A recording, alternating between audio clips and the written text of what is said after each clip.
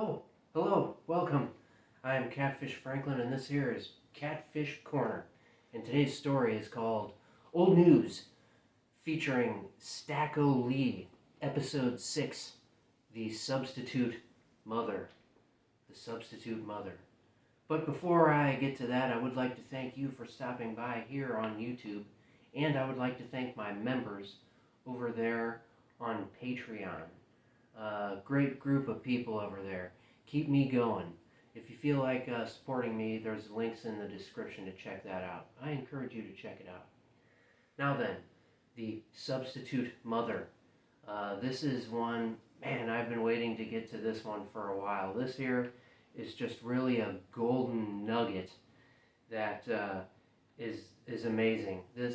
All the other stuff that we've done so far was kind of setting up for this. We are now kind of examining individual reports of Stack Lee and his strange journey after being captured for the murder of William Lyons. And I do want to warn you that there will be a little bit of racist, old-timey racist language in these newspaper reports. But it's all old-timey racist language. So, and of course we're talking about murders and stuff here, so just want to let you know about that. So this is also really great. We get some quotes from Stack Lee in this. This is a series of articles, a couple longies at first, and then a couple short ones that kind of detail the aftermath.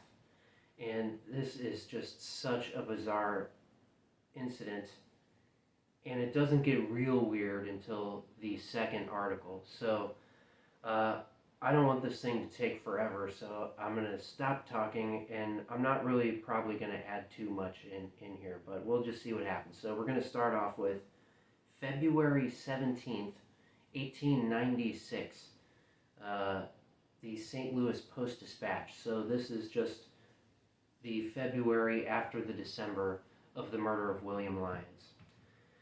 Saw his dying mother, murderer, Sheldon, taken to her bedside by officers.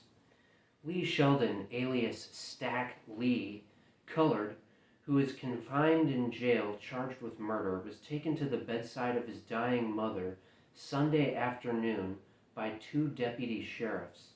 Mrs. Lee has been ill for the past month, and her son has been trying in every way to get out of jail just long enough to see her and administer consolation to the old woman in her waning life. Last Friday, colored people living in the neighborhood of 12th and Morgan Streets circulated a petition that Sheldon be allowed to visit his mother. This was presented to Sheriff Troll, who assigned two deputy sheriffs to take Lee from jail to his mother's home. Mrs. Sheldon was almost unconscious when her son was ushered into her home handcuffed. She recognized him and tried to say something, but her voice had left her, and all she could do was move her lips. Last Christmas Eve, Sheldon shot and killed William Lyons in a saloon on Morgan Street. Okay, that is the first article. Stack Lee was allowed to visit his dying mother, taken with two deputies. Okay, here's the next one. 2 days later, February 19th, 1896, St. Louis Post-Dispatch. To see his dying mother, murderer Stack Lee was taken from the jail. She died 12 years ago. He visited his mistress and bought drinks in the saloon where he murdered Will Jones. Stack Lee, indicted for the cold-blooded murder of William Jones in Bill Curtis's saloon on last Christmas Day, was taken from the St. Louis jail Sunday by Deputy Sheriffs Thompson and Langford to see his dying mother. His mother has been dead 12 years. Lee told a Post-Dispatch reporter Wednesday morning that he was taken to 2921 Bell Avenue to see his dying mother and remained 4 hours. That's the number for it.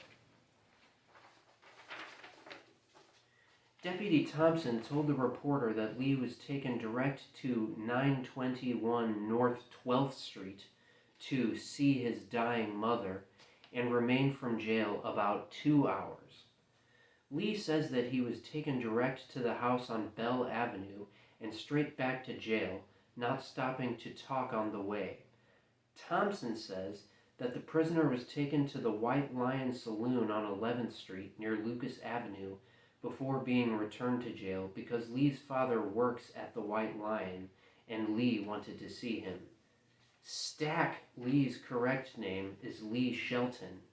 He has a woman known as Lily Moore. She lives at 921 North 12th Street. According to Thompson's statement, a woman was found sick in bed at 921 North 12th Street who referred to Lee as "my boy" and seemed much affected. Monday morning, after the humane courtesy shown the murderer, Deputies Thompson and Langford gave a pathetic account of the scene in the death chamber. It is robbed of its pathos by the statements of police officers and others who saw Lee and his custodians on the street Sunday afternoon. As the story goes, Lee and his guards and Lily Moore left the woman's house and went to a place of assignation on Morgan Street between 11th and 12th Streets, where they remained some time. When they came out, they made a round of the saloons, which is the toughest spot in St. Louis. At Bill Curtis's saloon, where the crime was committed, Lee made every one of his friends and the friends of his victim take a drink. The Moore woman had been sent home. Lee spent $2 at Curtis's saloon. Afterward, on the street, the three men having returned for the woman, the party met two policemen on 11th Street between Morgan Street and Franklin Avenue. The policemen were somewhat surprised, as Lee, it is stated, was not even handcuffed. Lee was finally returned to the jail without mishap, though the chances were good, while Lee was in the neighborhood, for rescue at the hands of his friends or summary justice from the friends of the man he murdered. For all this, Lee is said to have remarked he paid $25. All of which is denied by Deputy Sheriff Thompson, who says the entire story is a fabrication. "In the first place, I do not drink," said Thompson, who is the only colored man on Sheriff Troll's staff of deputies. "We went direct to the place where Lee said his mother was, and stayed there about an hour. A woman was in bed who called him 'my boy.' Whether she was his mother or not, I don't know. We stopped at the White Lion Saloon because his father worked there. We did not take a drink the entire time and did not take any woman to any house. The whole story is maliciously false. Saturday, Chief Deputy Sheriff Hubler told me he thought I had better take Lee to see his mother as she was dying. I said, all right, I would, if he thought best. I told Jailer Wagner we were going to take Lee out, and he said all right. We signed for him and returned him in the same condition as when he went out, perfectly sober. It is customary under such circumstances to take prisoners out because it is only humane." Chief Deputy Hubler, end quote. Chief Deputy Hubler confirmed Thompson's statement as to the manner in which Lee's departure from jail was brought about, and added that the news of his mother's illness was brought to the Four Courts Saturday by two of his friends. A petition had also been presented, and Judge Edmonds had given his verbal approval. Lee was asked by a Post-Dispatch reporter Wednesday how he enjoyed himself Sunday. "I went to see my dying mother."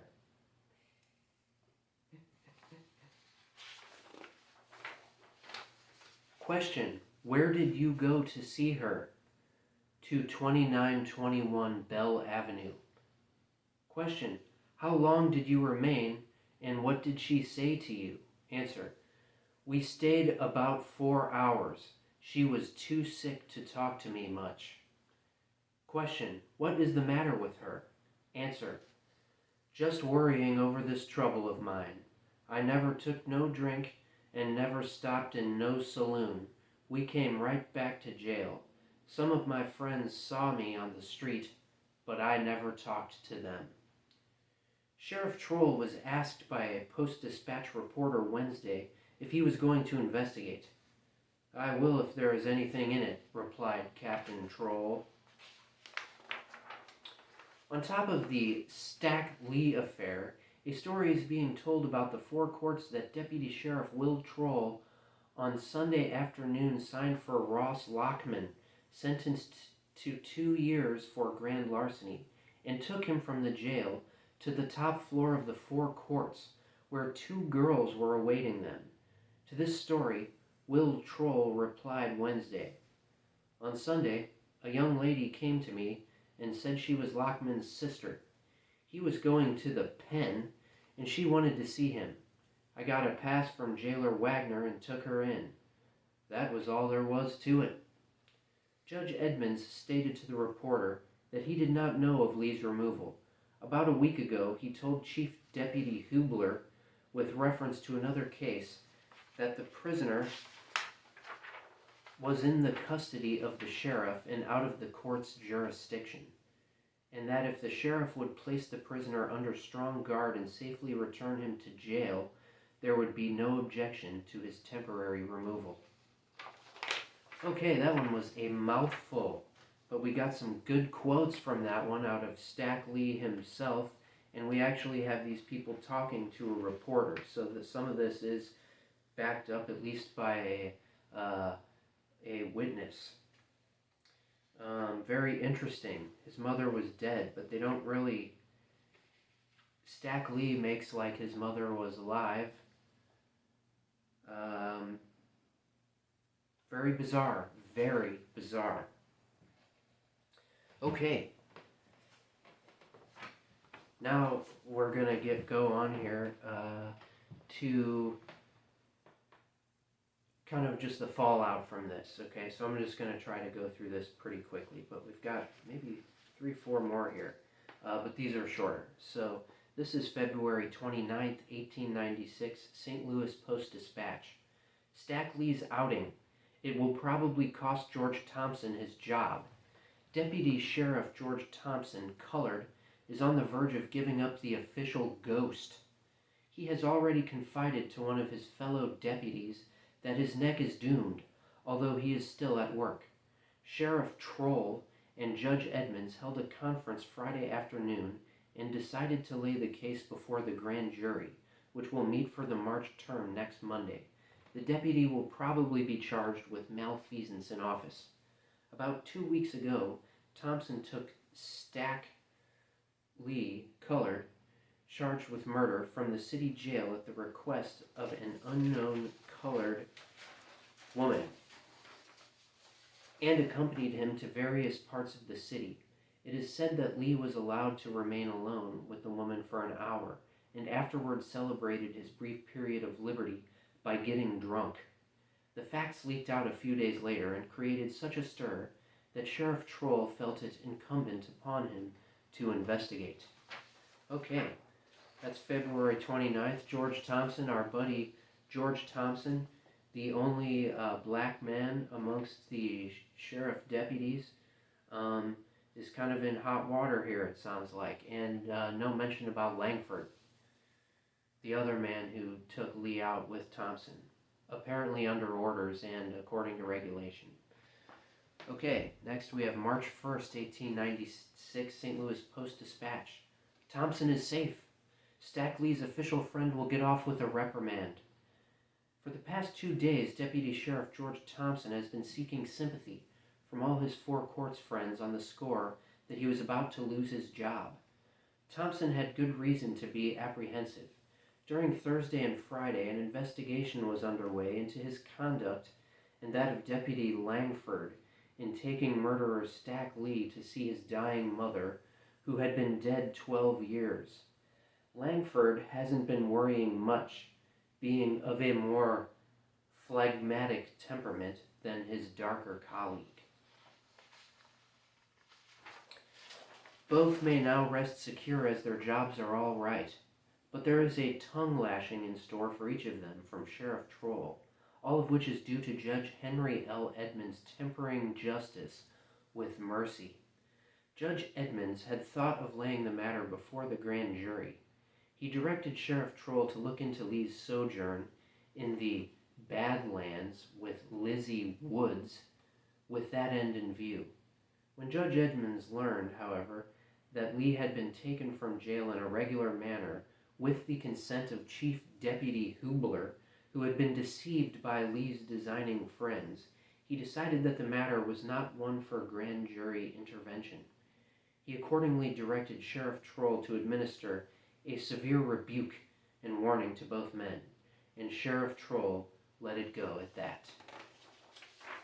Okay, that's good. For Thompson, he seems like a good guy in all this. He said it was the humane thing to do. He sounds like he's just doing his job. Let's continue. A short one. March 2nd, 1896, St. Louis Post-Dispatch. Thompson suspended. Lee Shelton's accommodating deputy sheriff laid off for a month. Deputy Sheriff George Thompson's little experience with Lee Shelton, alias Stack Lee, will cost him 1 month's salary. Sheriff Troll suspended Thompson Monday morning for a period of 30 days. Deputy Sheriff Paul Grenzer, who has been on duty at the courthouse, has been sent to the four courts to fill the vacancy. All right, and finally, April 6, 1896, St. Louis Post-Dispatch. The last mention of this business, a new rule requiring written orders from the sheriff or chief deputy for the custody of any prisoner during the adjournment of court will prevent any recurrence of such illegal acts as the temporary outings of Lee Shelton and Ross Lockman. Jailer Wagner has made it a regulation that in matters of discipline for flagrant violations of rules, reports shall be made to him for approval. That's it. That is the bizarre story of the substitute mother. And what was the purpose of it all? That is the big question. Yes, Lee Shelton did get out for a day, but according to him, he didn't have a drink or do anything and sat with someone in silence. Thompson himself claims they went by the White Lion Saloon so he could visit his father, but was it an escape attempt? He claims he saw his friends. It was his friends that petitioned to get him out, and it wasn't to actually see his mom because it sounds like she was dead. So it sounds like he went out to talk to his girlfriend, possibly this Lily Moore or Lizzie Woods. What is the purpose of it all? It's very strange. One of the strangest things I've ever read, honestly. It's so bizarre. That's it, though. That is it for the story of the substitute mother. I'm glad we finally got to that one. It just makes me laugh. It's so weird. But we do have some other good ones coming up, too. This isn't the last one. So for those of you stalwarts who have been sticking through all of this for this long, cheers to you. Thank you very much. And feel free to give this a like or a share or a subscribe, and to check out my Patreon page. Maybe you'd like to become a member. But anyway, thanks for stopping by, and I'll see you next time.